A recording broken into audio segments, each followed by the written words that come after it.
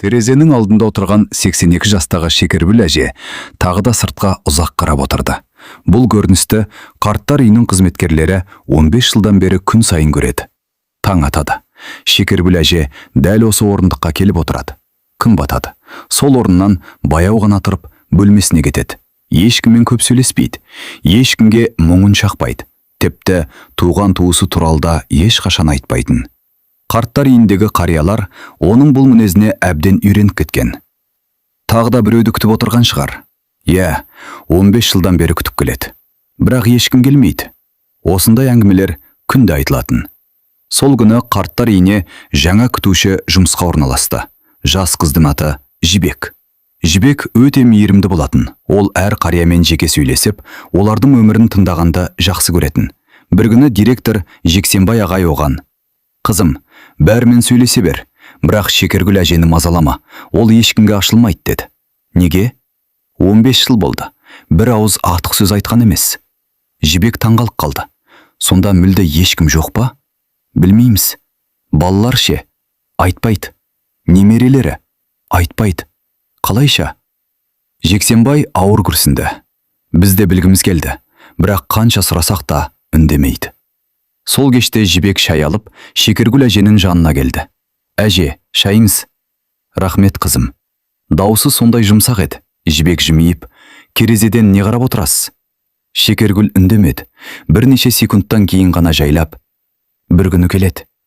«Кім?» «Күтетін адамым». Жібек тағы сұрамақ болды, бірақ әже көзін терезеден алмады. «Күткен адам міндетті түрде келеді, қызым, егер жүрегі ұмытпаса». Келесі күні Жібек тағы келді. Тағы шай, тағы үнсіздік. Бірақ бұл жолы әже өзі сөз бастады. «Сенің анаң бар ма?» «Иә». «Қасында жүр?» «Әже, кейін кеш болады». Жібектің жүрегі шүмете қалды. Бірнеше күн өткен соң Жібек бөлмені жинап жүріп, кереуеттің астынан ескі ағаш сандықты байқап қалды. Сандықтың үстіне шаң қалың болып қатып қалған. Құлыбы тот басқан. Бірақ бір қызығы, Шекергүл әже оны ешкімге ұстатпайтын. Жібек қолын соза бергенде: «Ұстама!» деп әже бұрын соңды болмаған қатты дауыспен айғайлап жіберді. Бүкіл қабат елең ете қалды. Жібек шошып кетті. Шекергүлдің қолдары дірілдетті. Көзінен жас ыршып кеткен. «Кешіріңіз, мен байқамай». Әже үнсіз отық қалды. Бірнеше минуттан кейін ғана жайлап: «Ол менің бүкіл өмірім». Жібек алғаш рет оның көзінен соншалық ауыр қайғыны көрді. Сол түні Жібек ұйықтай алмады. Неге бір сандықты сонша қориды? Ішінде не бар? Неге 15 жыл бойы ешкім келмеді? Кімді күтіп отыр? Бұл сұрақтар оның ойын мазалай берді. Ал дәл сол түні Шекергүл әже ешкімге білдірмей әлгі сандықты ашып, ішінен сарғайған бір суретті алып шықты. Суретке ұзақ қарап отырып: «Мен саған бәрібір аманатты жеткізе алмадым» деп сыбырлады. Сосын суретті жүрегіне қысып, көз жасын тыя алмады. Ал дәл сол сәтте есік алдында бір ер адамның көлеңкесі үнсіз тұрып, бөлменің ішіне ұзақ қарап тұрған еді. Таңертең Жібек жұмысқа әдеттегіден ертерек келді. Бірақ бүгін қарттар үйінде өзгеше тыныштық орнаған еді. Күзетші Орал аулада бір ер адамды байқап қалған. 55-60-тың шамасындағы еңселі, шашына ақ кірген кісі қақпаның сыртында ұзақ тұрғанын. Кірмейді, кетпейді, кек терезелерге қайта-қайта қарай береді. «Аға, біреуді іздеп тұрсыз ба?» деп сұрады Орал. Ер адам сәл кідіріп: «Жоқ, жай ғана қарап тұрмын» деді. «Туысыңыз бар ма мұнда?» Ол тағы үнсіз қалды. «Кейін келермін». Сөйтті де асықпай бұрылып кетіп қалды. Орал оның соңынан ұзақ қарап тұрды. Осы кезде Шекергүл әже бөлмесінде үнсіз отырған. Кеше ғана қолын алған сарғайған сурет әлде жастығының астында жатты. Ол суретті күніне бірнеше рет шығарып қарайтын. Суретте 3 адам: жас келіншек, жас жігіт, ортасында 5-6 жастағы кішкентай қыз. Бірақ қыздың жүзі дәл ортасынан қиылып алынған. Суретті көрген адам еріксіз таңғалатын. Неге дәл баланың бейнесі кесіліп кеткен? Оны ешкім білмейтін. Түстен кейін Жібек әжеге шай алып кірді. «Әже, бүгін өзімізді қалай сезініп отырсыз?» «Жақсымын, қызым». «Кеше шоштың жібергіңіз?» Шекергүл ауыр күрсінді. «Кешір мені». «Жоқ әже, мен ренжімедім». Біраз үнсіздік орнады. Сосын Жібек жайлап: «Сіз біреуді әлі күнге дейін күтіп жүрсіз бе?» Шекергүл басын изеді. Иә. 15 жылдан бері ме? Жоқ. Әже көзін жұмды. 60 жылдан бері. Жібек еріксіз демін ішіне тартты. 60 жыл. Бір адамды 60 жыл күтуі мүмкін бе? Әже, кім ол? Шекергүл жауап бермеді. Кек терезеге қарап отырып, кейде бір қателік бүкіл өмірінде жалғыздыққа айналдырады. Қандай қателік? Уақыты келгенде айтармын. Сол күні кешке директор Жексенбай құжаттарды реттеп отырғанда, архивтегі көне папкалардың арасынан Шекергүл әженің жекесі қолына түсті. Ол бұрын бұл құжатқа мән бермеген еді. Папканы ашып қараса, таңғаларлық жайтқа көзі түсті.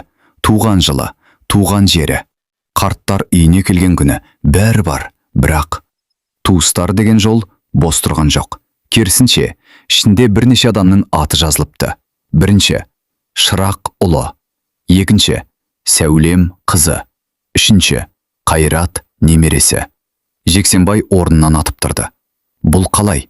15 жыл бойы бәрі туысы жоқ деп келген емес пе? Құжатта туыстары анық көрсетілген, тіпті мекен-жайларда болған. Бірақ олардың үстінен қызыл сиямен үлкен әріппен хабарласпау туралы өз өтінішім деп жазылып тұр екен. Қолтаңба. Шекергүлдің өз қолы. Жексенбай көпке дейін үнсіз отырды. Сонда өзі сұратпаған ба? Осы уақытқа дейін балаларын шақырмауды өзі өтінген бе? Неге? Қандай ана баласын көргісі келмейді? Кешкі ас кезінде Жібек бұл туралы ештеңе білмейтін. Ол Шекергүл әжеге тамақ әкеліп берді. Әже бұрынғыдай аз ғана жеді. Сосын: «Қызым, иә әже, бір нәрсе сұрасам бола ма?» «Әрине. Егер бір ана өз балаларынан өзі бас тартса, оны кешіруге бола ма?» Жібек ойланып қалды. Себебіне байланысты шығар. Әже мұңайып күлімсіреді. «Иә, себебін ешкім білмейді». Сол түні Жексенбай архивтен алған папканы қайта ашты. Парақтардың арасынан бұрын байқалмаған кішкентай ақ конверт түсіп кетті. Сыртына дірілдеген қолмен бір ғана сөйлем жазылған екен. «Мен қайтыс болған соғана, ашыздар». Жексенбайдың жүрегі дүрсілдеп кетті. Конверт 15 жылдан бері ешкімнің қолы тимеген күйі сақталып келген еді. Ал оның ішінде не бары әзірге ешкімге белгісіз болатын. Жексенбайдың қолындағы сарғайған конверт ауыр тас сияқты сезілді. Сыртында анық жазылған: «Мен қайтыс болған соң ғана ашыңыздар». Ол конвертті ұзақ уақыт қолында ұстап отырды. «Жоқ, аманатын бұза алмаймын», деді өзіне өзі. Конвертті қайтадан папкаға салып, архивтегі орнына қойды. Бірақ сол күннен бастап, оның да көңіліне бір сұрақ маза бермеді. Неге Шекергүл әже өз балаларына хабар беруге тыйым салды? Келесі күні таңертең Шекергүл әже әдеттегідей керезе алдында отырды. Алайда бүгін оның жүзі өзгеше еді. Бір нәрсені сезгендей қайта-қайта қақпа жаққа қарай береді. Жібек мұны байқап: «Біреу келеді деп ойлайсыз ба әже?» деді. Шекергүл жай ғана басын изеді. «Жүрек кейде көзден бұрын сезет, қызым». Сол сәтте қарттар үйінің алдына қара түсті ескі көлік келіп тоқтады. Көліктен кешегі ер адам түсті. Орал оны бірден таныды. «Сіз тағы келдіңіз бе?» «Иә». «Бұл жолы кімді іздеп келдіңіз?» Ер адам ұзақ үнсіз тұрды. Көздері қарттар үйінің екінші қабатындағы терезелерді шарлап өтті. «Мен бір адамды көруім керек». «Аты кім?» «Білмеймін». Орал антаң болды. «Атын білмейсіз бе?» «Маған тек осы жерде тұратынын айтты». «Кім айтты?» «Марқұм анам». Оралдың қабағы түйілді. «Сонда сіз кімсіз?» Ер адам ауыр күрсінді. «Менің атым Қайрат». Бұл есімді естігенде Оралдың жүрегі шымете қалды. Қайрат. Бұл есім Жексенбай кеше көрген құжатта тұрған Шекергүл әженің немересі.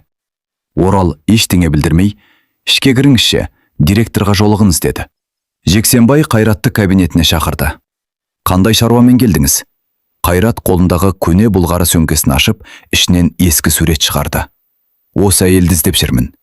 Жексенбай суретке қарады. Көзі шарасынан шыға жаздады. Суреттегі жас келіншек Шекергүлдің жастық шағы еді. «Бұл сурет сізге қайдан келді?» Қайрат көзін төмен түсірді. «Анам қайтыс боларынан 2 күн бұрын берді». «Анаңыздың аты кім?» «Сәулем». Жексенбайдың жүрегі зу ете қалды. Демек, бұл шынымен Шекергүлдің қызы. Ол маған: «Егер бір күні жүрегін алып барса, мына суреттегі адамды тап, ол сенің әжең деді. Қайраттың даусы дірілдеп кетті. Бірақ анам неге бізді одан алыстаққанын айтпады. Жексенбай не дерін білмеді. Өйткені Шекергүлдің өтініші бойынша 15 жыл бойы ешкімге хабар берілмеген. Ал енді немересі өз аяғымен келіп тұр. Әжеңіз дәл осы жерде тұрады. Қайрат орнынан атып тұрды. Шынымен бе? Бірақ не болды? Ол сіздерді көргісі келмейтінін өзі жазып кеткен. Қайраттың жүзі қуарып кетті. Біз не кінә жасадық? Білмеймін. Мен әжемді өмірімде бір-ақ рет көргім келеді. Осы кезде жоғары қабаттағы терезеде отырған Шекергүл әже төменге көз салды. Аулада тұрған Қайраттың жүзін анық көрді. Қолындағы тоқып отырған шәлі жерге түсіп бітті. Ерні дірілдеп, жоқ, бұл мүмкін емес. Ол екі қолымен терезе жақтауына сүйеніп, ұзақ қарап қалды. Қайраттың түрі оған бір адамды қатты еске салған еді. Марқұм күйеуі Шырақтың жас кезіндегі айнымас бейнесі. Әженің көзінен жас парлап ақты. Құдайым, немерем өсіп кеткен екен. Бірақ келесі сәтте ол басын шайқап, жоқ, ол мені көрмеу керек. Әлі ерте. Төменде Қайрат директордың рұқсатын күтіп тұрғанда, Жібек жоғардан баспалдақпен жүгіріп түсті. Жексенбай аға, не болды? Әже, Шекергүл әже, не болды оған? Ол жылап жатыр. Бір ғана сөзді қайта-қайта айтып отыр. Қандай сөз? Жібектің өзі де көзіне жас алып, кешір мені, қызым сәулем, кешір мені деп қайталай берді. Ал дәл сол сәтте Жексенбай архивтегі папканы қайта ашып отырып, бұрын байқалмаған тағы бір құжатты көріп қалды.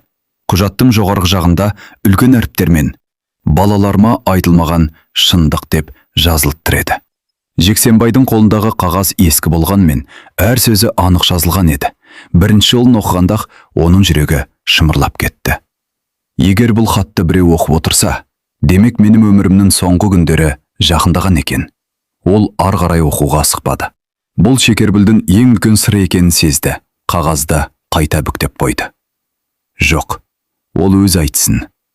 Жоғарғы қабаттағы бөлмеде Шекергүл әже көз жасын сүртіп отырды. Жібек оның жанына келіп, үнсіз қолынан ұстады. Әже? Иә, қызым. Төменде сізді іздеп келген адам бар. Шекергүлдің саусақтары қалтырап кетті. Білемін. Көрдіңіз бе? Иә. Ол өзін Қайрат деп таныстырды. Әже көзін жұмып, керең күрсінді. Қайрат. Иә. Демек, сәулемнің ұлы. Сіз білесіз бе оны? Білгенде қандай? Көзінен жастағы сырып түсті. Жібек енді шыдай алмады. Әже, мен сізден бір нәрсе сұрайыншы? Сұра. Егер ол сіздің туған немереңіз болса, неге 15 жыл бойы ешкімді жолатпадыңыз? Шекергүл ұзақ үнсіз отырды. Терезеден түскен күн сәулесі әжім басқан жүзіне түсіп тұр. Ақыры баяу ғана сөйледі. Себебі, мен олар мені жек көрсін дедім. Жібек аң-таң болып қалды. Не үшін? Өйткені солай қауіпсіз болады деп ойладым. Мен түсінбедім. 50 жыл бұрын біздің отбасыда бір оқиға болды. Қандай оқиға? Шекергүлдің жанары алыстағы өткен күндерге қадалды. Менің жолдасым Шырақ өте адал адам еді. Ауылдағы сыйлы ұсталардың бірі болатын. 2 балаңыз болды. Ұлым Қайраттың нағашысы, қызым Сәулем. Өміріміз тыныш еді, бір күнге дейін. Бір күні ауылға бұрын сотталған бір адам көшіп келді. Аты Орал. Ол ауылда бәрімен жанжалдасып жүретін. Бірнеше рет Шыраққа да қоқан-лоқы көрсеткен, бірақ күйеуім ешкіммен жауласпайтын. Кейін не болды? Бір түнде біздің үй өртеніп кетті. Жібек селк ете қалды. Өртенді ме? Иә. Балалар ше? Балаларды әрең құтқарып қалдық. Ал Шырақ. Әженің даусы үзіліп кетті. Сол өрттен кейін көп ұзамай көз жұмды. Бөлмеде үнсіздік орнады. Жібек көз жасын әрең ұстап отыр. Өртті кім қойған?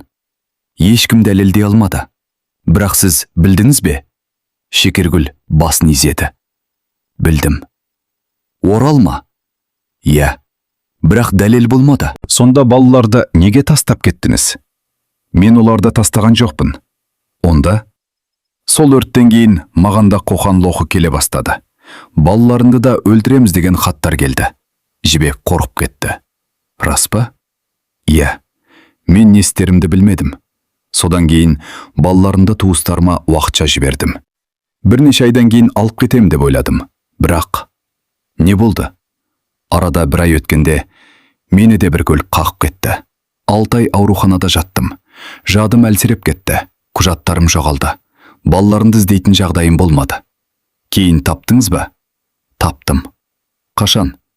7 жылдан кейін. Жібек орнынан қозғала алмай қалды. 7 жыл? Иә. Бірақ олар мені қабылдамады деп ойладым.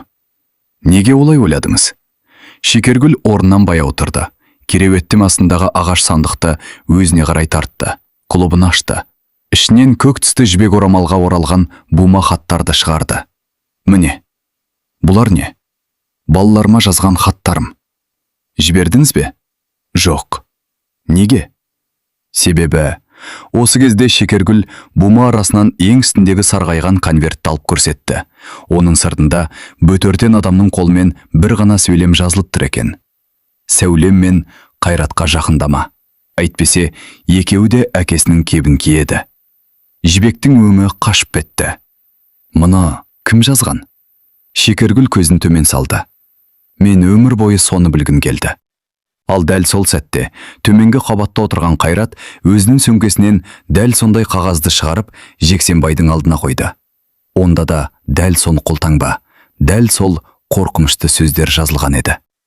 Жексенбай үстелдің үстіндегі 2 қағазды қатар қойды. Бірін Шекергүл әже сақтап келген, екіншісін Қайрат алып келген. Жазуы да бірдей, сиясының түсі де бірдей, тіпті әріптердің иреві де өзгермеген. Қайрат таңырқап, бұл мүмкін емес деді. Неге? Өйткені дәл осындай хат анамның сандығында да болған. Сәулем сақтап жүрді ме? Иә, бірақ ол ешқашан бұл туралы ашып айтқан емес. Қайрат қалтасынан тағы бір сарғайған фотосуретті шығарды. Онда жас әйел құшағына 5 жасар қызды алып тұр. Жанында күлімсіреген жас жігіт. Қайрат суретті үстелге қойды. Анам осы суретке үнемі қарап отыратын. Бұлар кім? Бұл менің ең бақытты күнім дейтін. Бірақ бір қызығы, анам суреттегі ер адамның атын ешқашан айтпайтын. Ал әжесі туралы сұрасам, үнсіз қыласына. Жексенбай суретті қолына алды. Көзіне жас үйірілді. Өйткені суреттегі ер адам шырақ еді, ал әйел жас Шекергүл. Демек, сен олардың немересісің. Қайрат үнсіз басын изеді.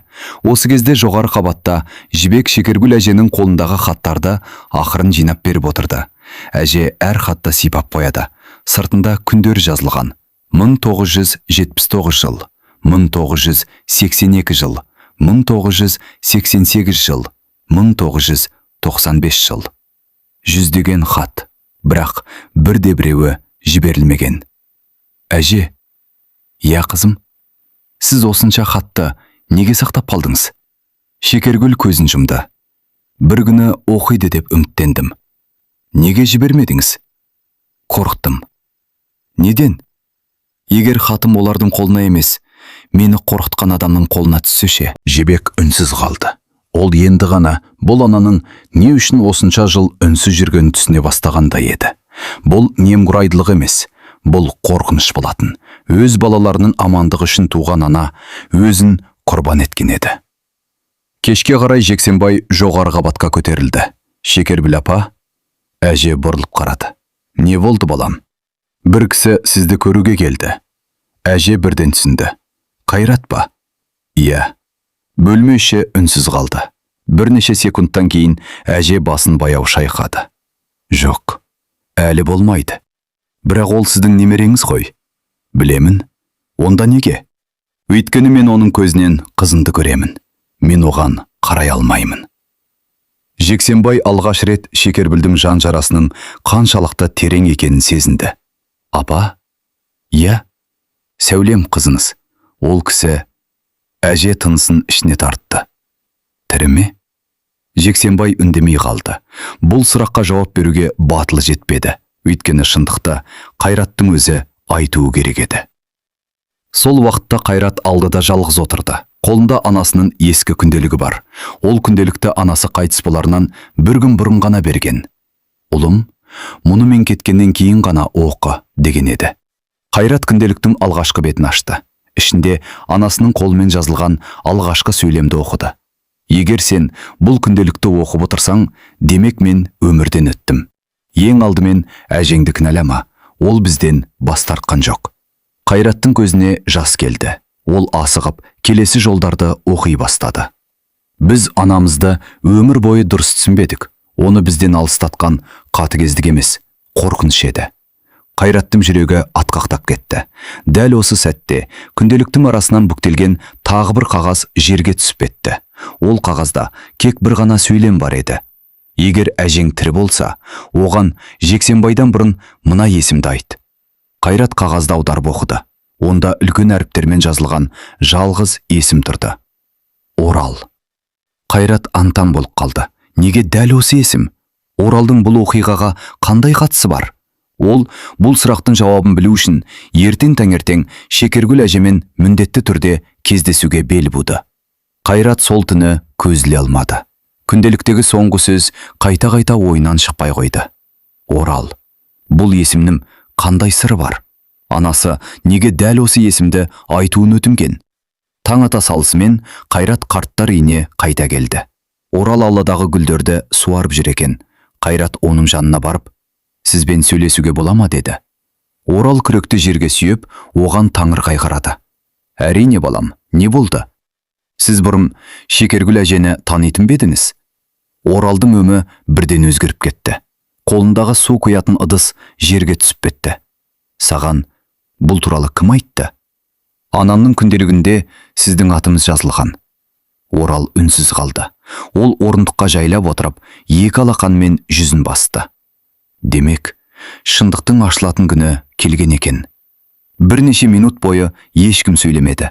Ақыры Орал ауыр күрсініп, «Балам, мен сендердің отбастарына қарызбын». «Қалай?» «Өйткені кезінде мен үндемедім». «Нені айтқыңыз келеді?» «Сенің атаң Шырақтың өлімі кездейсоқ емес еді». Қайраттың жүрегі зу ете қалды. «Сонда үйге өртті қойған адамды мен көргенмін». Қайрат орнынан атып тұрды. «Көрдіңіз бе?» «Иә». «Онда неге айтпадыңыз?» Орал көз жасын тыя алмады. «Мен қорықтым. Ол кезде мен 25 жаста едім. Үйленгеніме 1-ақ жыл болған. Жұбайым аяғы ауыр болатын. Өрт болатын түні ауыл шетіндегі қораға шөп әкелуге шыққанмын. Сол кезде екі адамның Шырақтың үйінің артымен жүгіріп бара жатқанын көрдім. Біреуінің қолында жанармай құйылған құты бар еді. Мен олардың жүзін анық таныдым. Бірақ не? Олар мағанда қоқан-лоққы жасады. «Егер біреуге айтсаң, әйелің мен балаңнан айырыласың» деді. Мен қорқып кеттім. Содан өмір бойы осы үнсіздігім үшін өзімді кешіре алмадым». Қайраттың қолдары қалтырап кетті. «Сонда әжемнің айтқаны рас болғаны ма?» «Иә». «Ал анам неге сіздің атыңызды жазып кеткен?» «Өйткені мен өлерінің алдында сәулемге бәрін айтып бергенмін». Қайрат антаң болды. «Сіз анаммен кездескенсіз бе?» «Иә». «Қашан?» «Былтыр. Ол кезде анам қатты ауырып жүрген». Орал басын изеді. «Сол себепті мен оның үйіне өзім барғанмын. Бар шындықты айтып, кешірім сұрадым». Сәулем ұзақ жылады. Бірақ маған ренжіген жоқ, тек бір ғана өтініш айтты. «Қандай өтініш?» «Егер анаң тірі болса, бәрін өз көзімен көріп, өз құлағымен естісін. Ол өмір бойы өзін кінәлап өтті» деді. Осы кезде жоғарғы қабатта Шекергүл әже тағы да терезенің алдында отырды. Бүгін жүрегі ерекше мазасыз еді. Ол әлсін кеудесін ұстап қояды. Жібек қасына келіп, «Әже, дәрігер шақырайын ба?» «Жоқ, қызым. Өзімізді жақсы сезінбей тұрсыз ғой. Жүрек бір нәрсені сезіп тұр». Төменде Қайрат пен Орал сөйлесіп тұрған сәтте Жексенбай да сыртқа шықты. Орал оған қарап, «Жексенбай, енді жасыратын ештеме қалған жоқ. Шекергүл апаны немересімен кездестіру керек». Жексенбай үнсіз басын изеді. «Мен де солай ойлаймын. Бірақ бұл кездесуге сен де, мен де куә болуымыз керек».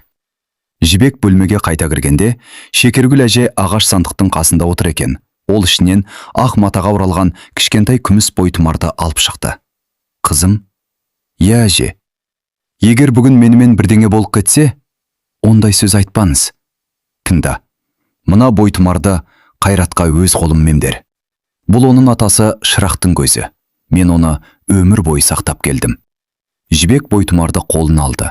Дәл сол сәтте есік баяу қағылды. Шекергүл әже жүрегін ұстап орнынан тұрды. Есіктің ар жағынан Жексенбайдың дірілдеген даусы естілді. «Шекергүл апа, дайын болсаңыз, немереңіз Қайрат сізбен кездесуге келді». Әженің көзінен жас моншақтай төгіліп, қолындағы бойтұмар жерге сусып түсті. Шекергүл әже бойтұмарды жерден көтеріп алды. Қолдары дірілдеп тұр. Жүрегі бұрын соңды мұндай қатты соқпаған шығар. 15 жыл.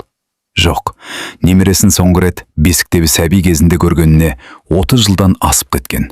Қазір ол есік сыртында тұр. «Кірсін», деді әже, әрең естілер дауыспен. Жексенбай есікті жайлап ашты. Қайрат табалдырықтан үнсіз аттады. Екеуі бір-біріне ұзақ қарады. Бөлмеші тып-тыныш. Жібек пен Оралда үнсіз тұр. Қайраттың көз алдына анасының айтқан сөздері келе берді. «Әжеңгеңді ешқашан кінәлама». Ал Шекергүлдің көз алдына кішкентай ғана қара көз бала елестеді. Енді сол бала еңселі азамат болып қарсысында тұр.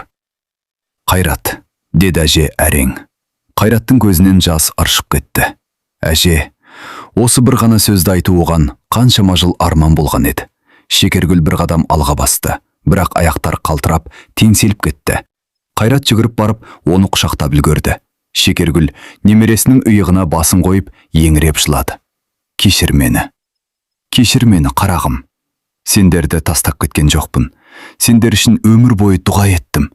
Қайратта көз жасына ерік берді. «Әже, мен сізді өмір бойы іздедім. Неге бізден жасырындыңыз? Неге?» Шекергүл жылаған күйі басын шайқады. «Егер сендер менің қасымда болсаңдар, сендерді де өлтірет деп қорықтым. Мен жалғыз қалсам да көндім. Бірақ сендер аман болсаңдар болды деп ойладым». Қайрат әженің қолын қатты қысты. «Анашым бәрін айтып кетті. Ол сізді ешқашан жек көрмепті». Шекергүл селк етіп: «Сәулем, ол мені кешірді ме?» Қайрат үнсіз басын изеді. Соңғы демі қалғанша сізді күтті. Үнемі анам тірі шығар деп айтатын. Шекергүл тізерлей кетіп, бетін алақанымен жауып жіберді. «Қызым, қызым-ай, бір рет болса да құшақтай алмадым». Жібек те көз жасын сүртіп тұрды. Мұндай кездесуді өмірінде алғаш рет көру еді. Бірнеше минуттан кейін Қайрат сөмкесінен анасының күнделігін шығарды. «Әже, мұны анам сізге тапсырып кеткен». Шекергүл күнделікті екі қолмен алды. Сыртын сипап отырып, көз жасын тоқтата алмады. Алғашқы бетін ашты. Өз қызының қолтаңбасын көргенде жүрегі шімете қалды. «Анашым, егер бұл дәптер сіздің қолыңызға тисе, демек Алла бізді қайта қауыштырған екен». Әженің ерні дірілдеп кетті. Ол ары қарай оқи бастады. «Мен сізді ешқашан кінәлаған емеспін. Бала кезімде ренжідім, бірақ есейген сайын сіздің бізді жақсы көргеніңізді түсіндім. Сізді табуға бірнеше рет әрекет жатадым, бірақ сіздің қайда екеніңізді ешкім айтпады. Егер мен сізден бұрын кетсем, мен үшін жыламаңыз. Мен сізді кешірдім. Ең бастысы, өзімізді кешіріңіз». Шекергүл көз жасына булығып, дәптерді кеудесіне қысып алды. «Қызым, сен мені күткен екенсің. Ал мен кешігіп қалдым». Осы кезде күнделіктің соңғы бетінің арасынан кішкентай ғана кілт түсіп кетті. Жексенбай оны жерден көтеріп алды. «Бұл қандай кілт?» Қайрат тамырғап қарады. «Мен бұрын көрмеппін». Кілтте кішкентай қағаз жіппен байланған екен. Онда Сәуленнің қолымен анамның сандығының құлпы осы кілтпен ашылады. Сандықтың қос қабаты бар. Екінші қабатын ашыңдар деп жазылыпты. Бөлмедегілер бір-біріне қарады. Шекергүлдің өзі де аң-таң болып қалды. «Қос қабаты бар? Мен оны білмеппін». Шырақ көзі тірісінде жасаған ағаш сандықтың ішінде тағы бір жасырын бөлімнің барын осы күнге дейін ешкім байқамаған еді. Ал сол бөлімде қандай құпия жатқанын ешкім әлі білмейтін. Бөлменің іші тып-тыныш болып кетті. Барлығының назары ескі ағаш сандыққа ауды. Бұл сандықта Осыдан 50 жылдан астам уақыт бұрын Шырақ өз қолымен жасаған еді. Шекергүл оны өмір бойы көзінің қарашығындай сақтап келді. Бірақ ішінде жасырын бөлім бар екенін өзі де білмеген. Жексенбай қолындағы кішкентай кілтті сандықтың ішкі жағына мұқият қарады. Расымен де, түбінде байқалмайтын кішкентай темір құлып тұр екен. «Апа, ашайық па?» деді ол. Шекергүл көз жасын сүртіп, «Аш, бұл да Алланың жазған шығар», деді. Жексенбай кілтті абайлап бұрады. Сықырлаған дыбыс шықты. Сандықтың түбі жайлап көтерілді.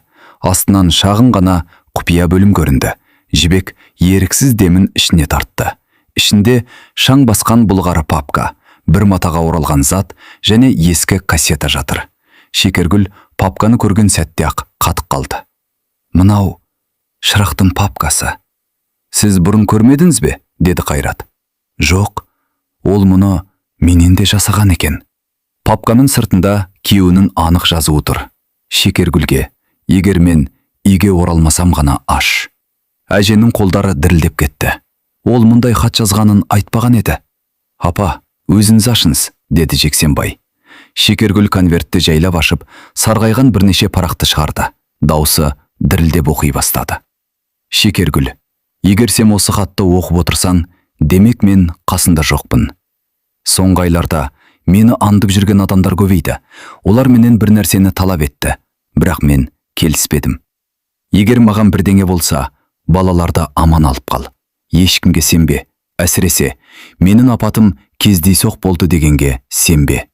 Бөлмедегілер үнсіз тыңдап тұрды. Әр сөйлем жүрекке ауыр тиді.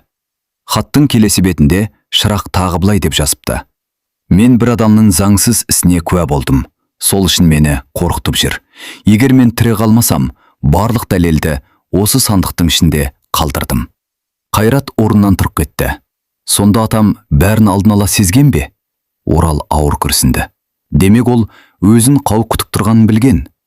Папканың ішінен тағы бір қалың конверт шықты. Сыртында аудан прокурорына. Бірақ конверт ешқашан жіберілмеген. Оның ішінде бірнеше адамның қолы қойылған түсініктемелер, ескі түбіртектер және бір фотосурет болды. Жексенбай суретті қолына алды. Онда түн ішінде Шырақтың үйінің маңында тұрған екі ер адамның бейнесі анық түсіп қалған екен. «Мынау, бұл қалай түсірілген?» Шекергүл ойланып қалды. Есіме түсті. Шыраққа қаладан келген досы фотоаппарат сыйлаған еді. Ол бәрін суретке түсіріп жүретін. Қайрат суретке ұзақ қарады. Кенет қабағы түйіліп кетті. Мына адамның жүзін мен бұрын көргенмін. Барлығы оған қарады. «Қайдан?» «Анамның альбомынан. Бірақ ол кезде бұл кісі қартайып кеткен еді». Жексенбай суретті қолына қайталды. Демек, ол әлі ұзақ өмір сүрген. Осы кезде Жібек матаға оралған затты авайлап ашты. Ішінен күміс қалта сағаты шықты. Сағаттың қақпағында Шыраққа әкесінен деп қашалып жазылған. Бірақ бәрінен бұрын олардың назарын сағаттың ішіне бүктеліп салынған кішкентай қағаз аударды. Қағазды ашқанда бір ғана мекенжай жазылып тұр екен.